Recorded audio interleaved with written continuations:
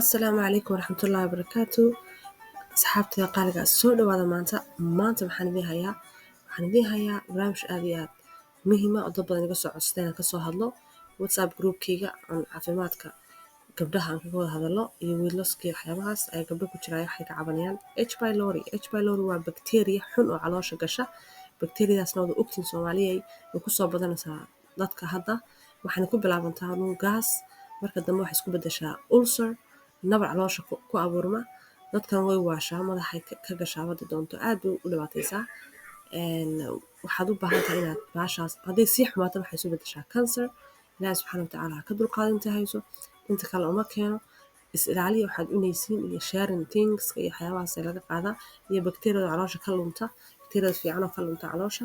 marka waxaad u baahan tahay cuntooyinkan oo kale cuntooyinka cagaaran ee fishka chickenka ku jiro waa kuwa looga baahan yahay inaad bakteeriyada iskaga saarto waxaad u baahan tahay oo kale inaad duhurkii ama xilliga bacda qadada ama qadada inta u dhaxaysa cabto hal koob oo kaabash oo shiidan 3 daqiiqo karisay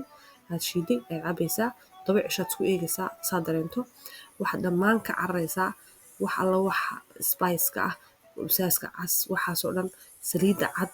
waxaa dufanka oo dhan baad ka cararaysaa waxaad cunaysaa only plain food cunaysaa ma garatay quraacdaada waxaad ku bilaabaysaa quraac oatmeal yar iyo boorash yar iyo wax leh iyo banaano iyo alaabadaas